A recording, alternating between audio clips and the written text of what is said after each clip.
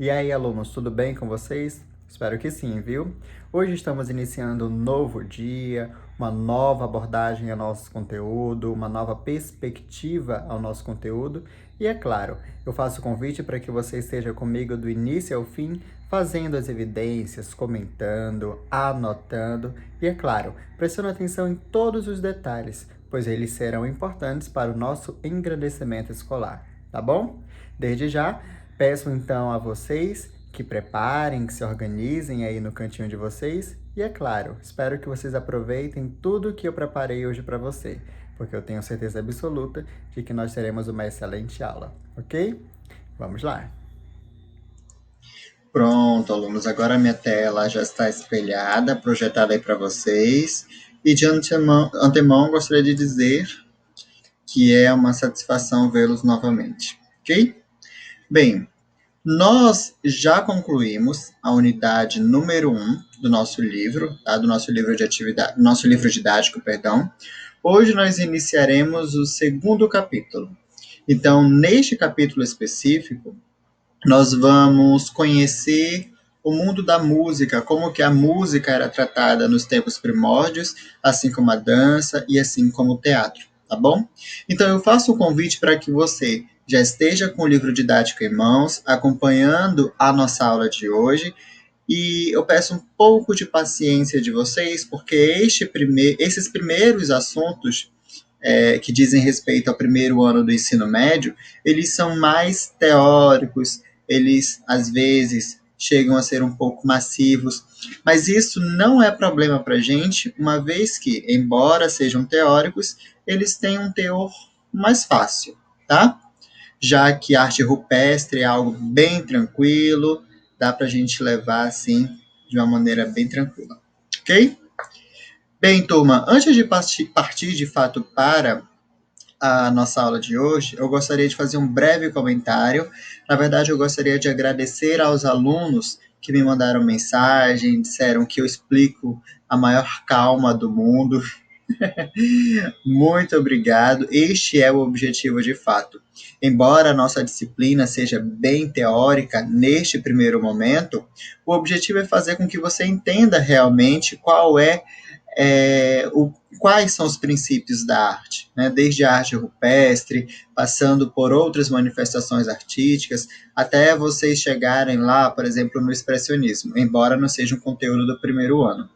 Mas o importante é esse, é você estar em contato comigo, entender de que forma a arte é importante, entender também que a linguagem que eu utilizo para falar com você é uma linguagem acessível, né?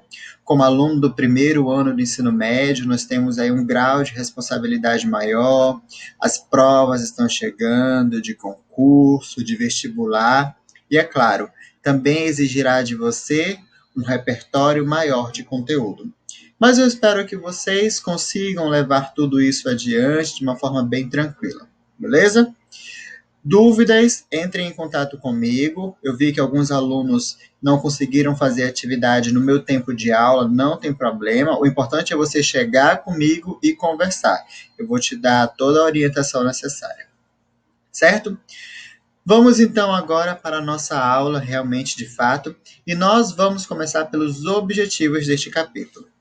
Nós vamos conversar sobre, no princípio, era o ritmo. Então, até aí, nós já conseguimos perceber que nós vamos estudar algo sobre música. E, de fato, nós temos como primeiro objetivo do capítulo o seguinte: até o fim dele, você vai entender as origens da música, da dança e do teatro. Hoje, especificamente, nós vamos inclusive dar ênfase a alguns instrumentos musicais, e aí eu peço para que você já esteja com seu marcador de texto, para que você possa destacar alguns conceitos que serão pertinentes para a nossa avaliação, certo? Além disso, nós iremos também neste capítulo debater possíveis definições para as linguagens artísticas, vamos conhecer elementos característicos da música, da dança, do teatro, nós vamos compreender as diversas funções da arte e vamos traçar relações entre concepções de arte do passado e arte do presente, ok? Vamos lá, então. Nós temos aqui na página 24 este material. É claro que eu não vou ler, né? Porque eu não quero que fique nada maçante, mas eu quero comentar o seguinte. Quando nós estudamos arte rupestre, nós entendemos de que forma essa manifestação ela foi importante para a sociedade. Então, observe o seguinte: nós estudamos ali pinturas de dança, de animais, do modo como eles viviam, e dessa forma nós vamos entender o quê? Que ali nos primórdios havia manifestação artística de alguma forma. Não como nós entendemos hoje, mas havia de alguma forma.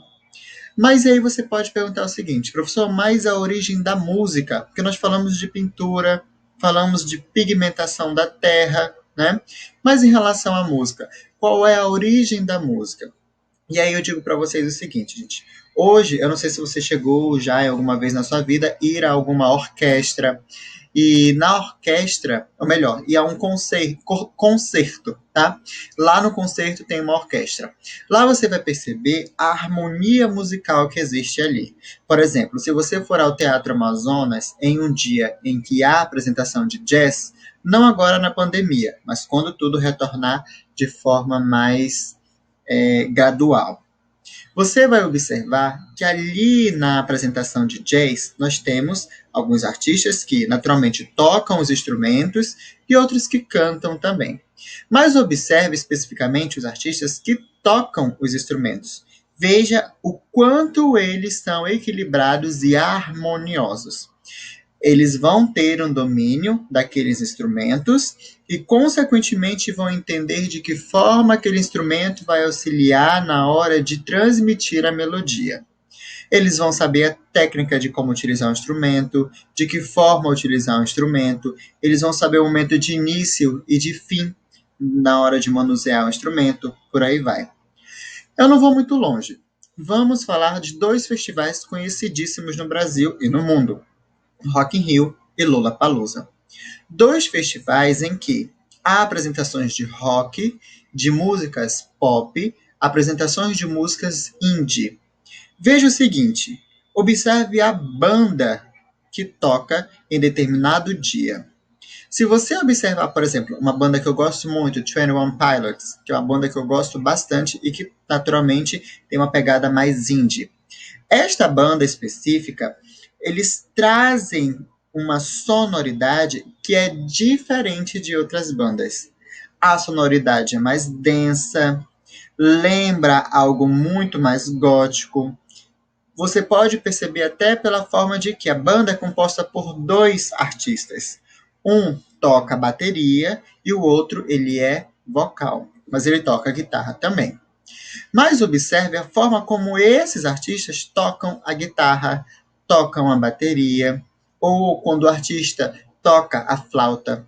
Veja a facilidade que eles têm em manusear esses instrumentos. Eu não sei se você sabe tocar algum instrumento, sabe tocar um violão, né? Ou se sabe tocar flauta, piano, teclado e por aí vai. Qual foi a facilidade, ou melhor, qual é a parte mais fácil que você tem em manusear esse instrumento? Nos tempos primórdios, os primeiros seres humanos, eles também tocavam instrumentos. Não da forma como hoje, mas eles tocavam. Se você observar, a origem da música, da dança e do teatro, ela costuma ser associada aos rituais. Então, antigamente, nós tínhamos a concepção de ritual, e por conta do ritual, nós tínhamos, então, os seres que tocavam alguns instrumentos. Todos os instrumentos eram oriundos da terra, seja de osso de animal, seja da própria caverna, seja de madeira, e por aí vai. Veja, é algo bem rudimentar real, bem rudimentar mesmo. Eu não sei se você já chegou a parar para pensar nos rituais indígenas. Eu lembro que na aula passada nós comentamos que os indígenas, eles trazem resquícios de hábitos dos pré-históricos. Vejam então o seguinte, os rituais indígenas são rituais que, claro, eles foram ali mudados ao longo da cultura indígena, mas o hábito de ter ritual é um hábito dos seres humanos ainda dos primórdios. tá? Que passaram para os indígenas e, consequentemente, passaram mais à frente. Principalmente os instrumentos. Tá? Nós vamos observar o seguinte, então, o nosso material ele traz um comentário sobre isso, ele fala que os vestígios dessa época tão distante são encontrados em sítios arqueológicos. É claro que nós vamos ter, por exemplo, a flauta. A flauta é um dos instrumentos mais antigos que existem. E nós vamos entender de que forma a flauta se tornou um instrumento hoje tão habilidoso. Tá? Melhor, tão habilidosa, né? Porque a flauta. Nós vamos entender então a origem deste momento e nós vamos fazer reflexões acerca de tudo isso que nós vamos tratar hoje, tá bom?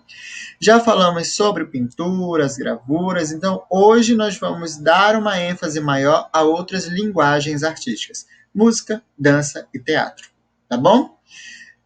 Eu gostaria de, na verdade, dar uma ênfase a este comentário aqui. O som nasce nos corpos, tá? Eu vou fazer uma leitura muito breve, e é claro que eu vou comentar, eu não vou ficar preso à leitura, porque esse não é o objetivo da nossa aula de hoje, mas eu gostaria de evidenciar o seguinte: essa parte do nosso conteúdo, tanto a unidade 1 quanto a unidade 2, é um conteúdo que diz mais respeito à história da arte. Por isso que em alguns momentos eu acabo fazendo a leitura de fragmentos. Então, novamente, eu peço um pouco de paciência em relação a isso, que será passageiro, tá? Será muito breve. Nós temos aqui o seguinte, então: o som nasce nos corpos. E diz: será que as primeiras pessoas que faziam música já entendiam essa arte como nós a concebemos hoje? Sons e ruídos nunca faltaram nos ambientes do mundo. A questão é saber como ocorreu a passagem dessas sensações auditivas para uma construção cultural que se denominaria música. Determinar a origem de qualquer arte é uma empreitada complexa, em função da falta de registros documentais e do próprio processo de desenvolvimento das atividades humanas. Até aqui, então, nós temos o seguinte: o ser humano ele foi evoluindo à medida que o tempo passou. Isso é fato. Mas pegue o seguinte: os seres humanos dos primórdios, lá do tempo paleolítico, aí até o surgimento da escrita e até os dias atuais. Temos então 3 tempos aí. Vamos focar primeiro nos seres humanos dos primórdios. Eles não sabiam falar, tá? Até o surgimento da escrita, eles começaram a desenvolver a fala. Veja, o nosso sistema fonatório, inicialmente, os históricos dizem, melhor, os pesquisadores dizem, os cientistas também falam, e os linguistas também falam, que ele não foi feito para falar, mas ele foi feito apenas para passar alimento aqui mesmo, para digerir alimentos, consumir e digerir. Então, com o tempo, o ser humano ele foi criando um hábito forçado de pronunciar alguns sons. Eles não pronunciavam a língua portuguesa como nós pronunciamos hoje. Não. Eles começaram a ter, então, fazer um processo muito forçado de emitir sons. Não tem quando a gente assiste aos filmes ou aos desenhos de seres humanos ainda nos primórdios, que eles até brincam falando uga-uga? Pois é, seria mais ou menos nisso, nessa linha de raciocínio. Eles realmente começaram a forçar alguns sons. Não falaram palavras completas. E aí vale salientar o seguinte: a língua portuguesa, ela nasceu do latim, mas o próprio latim nasceu de outra língua portuguesa. E aí veja, de que forma então esse som era produzido? Já falei que era um som forçado. Então, provavelmente, é uma possibilidade, isso segundo os históricos e os historiadores, os pesquisadores e os linguistas, eles falam que os seres humanos, eles começaram a forçar o seguinte: quando eles viam comida, eles sinalizavam e forçavam a fala da seguinte maneira: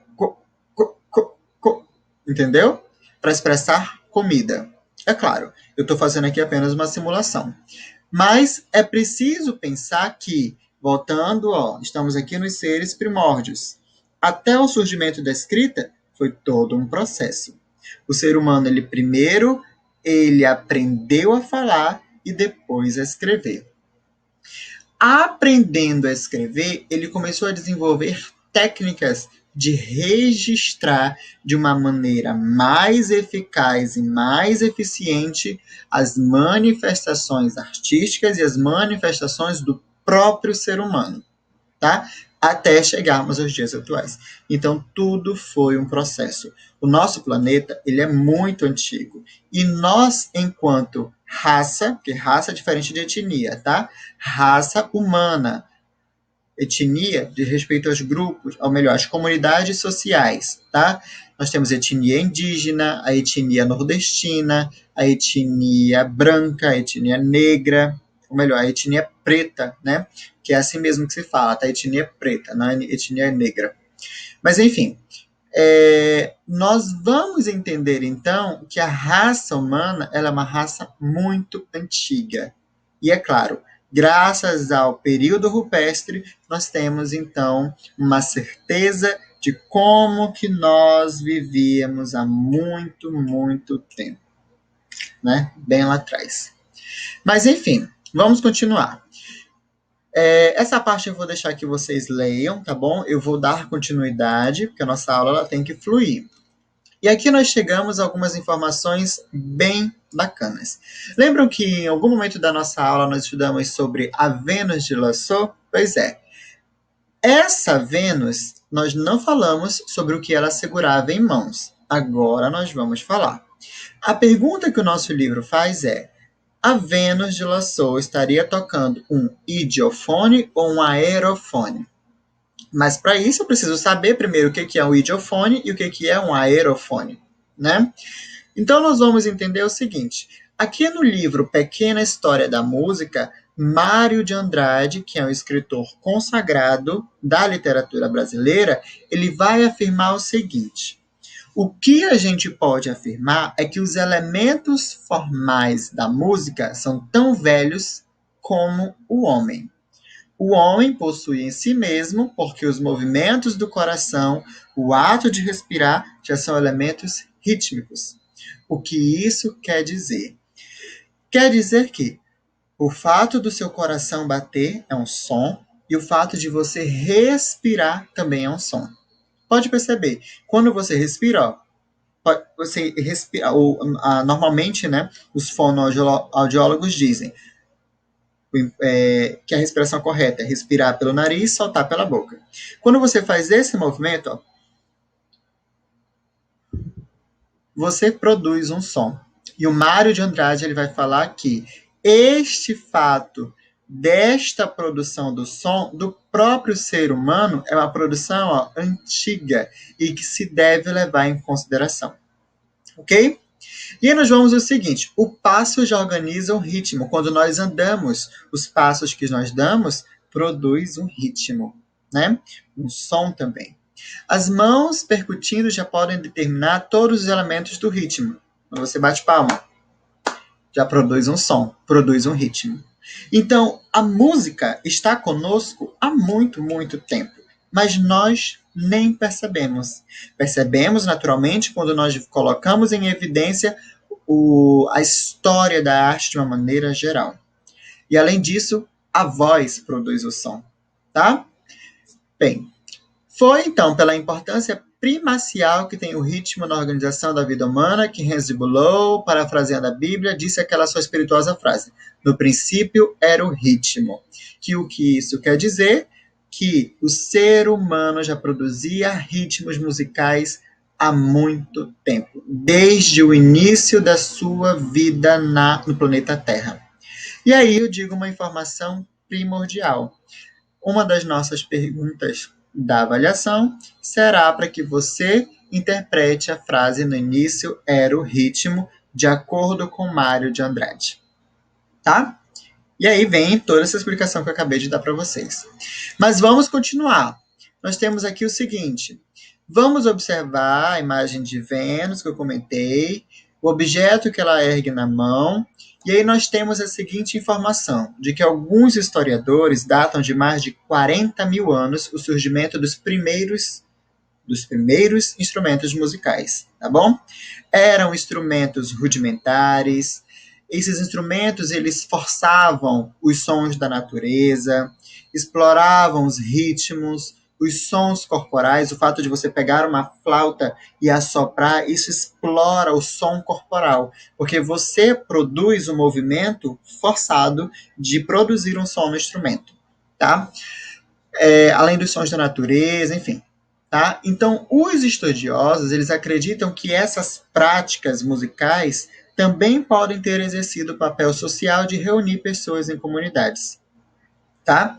Então, veja que neste período nós temos essa informação extremamente importante de que a música é um recurso que já está conosco há muito tempo. Tá? E aí nós entramos aqui no conceito de aerofone, que nada mais é do que um objeto, qualquer objeto que é feito a partir de ossos ocos de animais, tá bom? E marfim de mamutes. Esse objeto se torna um instrumento, tá? Só que nós vamos entender o seguinte: os primeiros aerofones, que são os primeiros instrumentos, ou melhor, os instrumentos mais antigos. Então, se eu pergunto de você quais são os primeiros, ou melhor, quais são os instrumentos mais antigos conhecidos, você vai me dizer os aerofones, tá bom? Aero de ar, fone de som. Isso significa o quê? Que para produzir o som naquele instrumento precisava do ar. O ar, naturalmente, que vem do próprio ser humano, tá? Do sistema fonatório. E aí nós vamos ter o seguinte: esses aerofones, eles foram encontrados na região do Rio Danúbio, que é uma rota de migração da África para a Europa, tá? Depois nós vamos ter ideia do desenvolvimento de algumas ferramentas, isso mais para 9.000 anos, no caso dos membranofones, cordofones e idiofones, ok? E aqui embaixo nós temos algumas curiosidades. Tanto a flauta, quanto o chocalho e o didgeridoo são 3 instrumentos. Didgeridoo é uma forma de trompa, tá? São 3 instrumentos mais antigos também que o ser humano tem como registro musical. A flauta, se nós formos observar, os vestígios dela ainda eram vestígios de ossos, tá? Lá pelos séculos 10 e 11, a flauta ela passou a ter um outro conceito da flauta moderna. Depois, lá pelo século 17, nós temos a invenção das chaves no próprio instrumento. E essa invenção ela permitiu, então, que a flauta alcançasse uma maior extensão em relação às notas musicais, ok? Em relação ao chocalho, já estava presente em muitas culturas, e é inclusive um brinquedo que a gente compra para as crianças, né?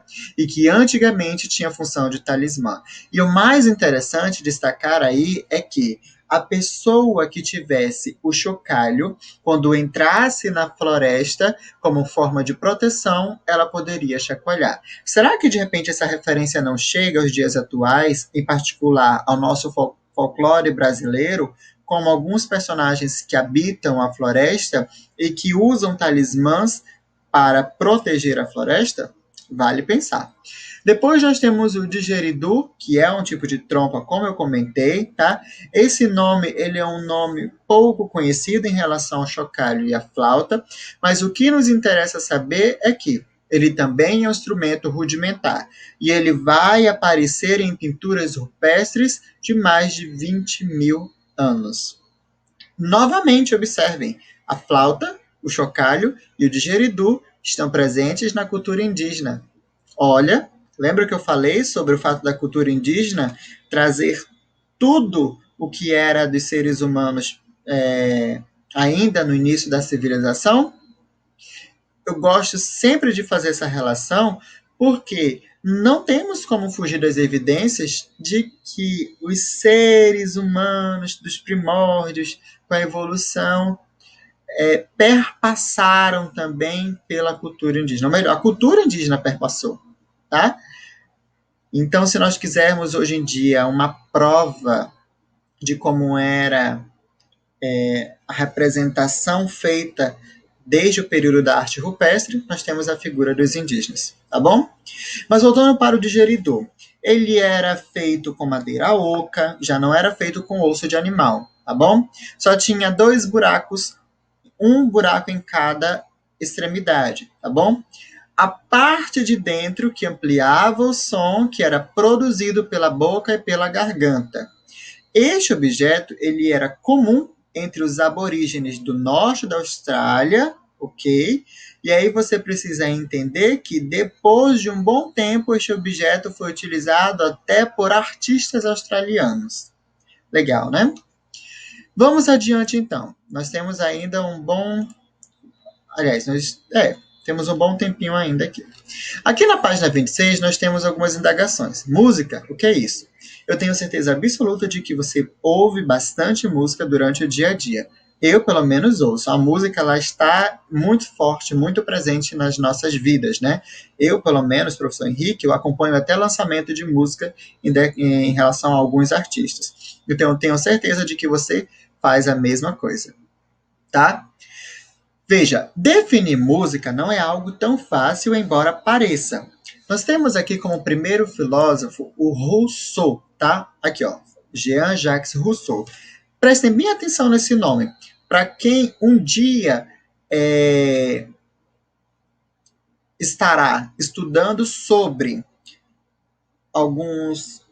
Melhor, vou reformular. Para quem um dia estudará sobre o processo de educação, quem quiser ser professor, pedagogo, vai estar em contato com Rousseau. Quem fizer faculdade de filosofia, sociologia, também vai estudar sobre Rousseau. Ele escreveu que a música era a arte de reunir os sons de maneira agradável ao ouvido.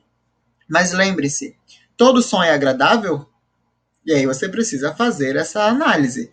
Nem todo som e nem toda música ela pretende ser agradável aos ouvidos, né? Por exemplo, eu não tenho costume de ouvir rock, porque para mim o rock não é agradável. A depender do tipo de rock também, tá? Que tem rock até que eu ouço. Mas tem pessoas que preferem ouvir música clássica a música popular brasileira. Tem pessoas que gostam de ouvir música clássica ao rock. Por quê? Porque a música, ela nem sempre vai ser agradável ao ouvido, tá? Assim como tem pessoas que gostam de pagode, de samba, e por aí vai, tá? A música usada em um filme de terror, ela tem um recurso de despertar medo, não é verdade? Ou então, quando nós temos cerimônias com algumas músicas tocadas nesses eventos. Então, essas duas situações nos fazem refletir também de que nem sempre a música ela é agradável. Vamos ver o seguinte, então. Nós temos aqui mais um conceito, só que dessa vez não é do Rousseau, é do Candé, tá bom? Ele vai dizer que a música parece ter sido a ação de agregar sons em função de um projeto comunicável, em referência a uma realidade exterior. O que isso quer dizer? Que a música é comunicação de sons, tá bom? De sons organizados, naturalmente. Então, se você toca violão, você sabe muito bem do que eu estou falando. Mas ele vai dizer o seguinte, que essa organização ela não é de qualquer jeito. É uma organização que é naturalmente organizada, olha esse pleonasmo, né? Por vibrações, pela altura, tá bom? Pelo timbre, pela melodia, pela harmonia, pelo ritmo, pelo compasso e pela textura. Então veja que nós temos um pacote de itens que vão fazer a música ficar organizada. E é claro que você vai precisar conhecer esse pacote de itens, tá bom? Vou deixar então a página 26 e 27 como páginas para que vocês leiam o que são vibrações, o que é altura, o que é intensidade, o que são notas dentro da música, tá bom? O que é timbre, o que é melodia, o que é harmonia, o que é ritmo, o que é compasso e o que é textura, tá? E aí eu gostaria de que vocês pensassem com muito carinho sobre cada conceito. É claro que eu vou retornar com esses conceitos na nossa próxima aula, mas elas estarão presentes também na nossa avaliação, tá? Por isso que eu peço um carinho muito especial a esses itens. Bem, turma, nós já estamos então nos segundos finais da nossa aula. Falei para você que a nossa aula ela seria um pouco mais teórica, mas eu tenho em mente de que você conseguiu aí entender problematizar também o estudo acerca das origens da música. Vou esperar, então, mensagens de vocês com o registro das atividades que eu vou deixar para hoje. As atividades do livro, essas questões que sempre são nos cantos do livro, eu deixo na agenda também, porque você também deve realizar, tá? Não deixem de fazer os estudos, melhor, não deixem de fazer as atividades, porque elas vão fazer você exercitar sobre tudo que eu digo em sala de aula. Melhor, nas videoaulas, tá bom? Finalizamos por aqui, então. Aguardarei vocês nas próximas aulas. Fiquem todos com Deus e até breve.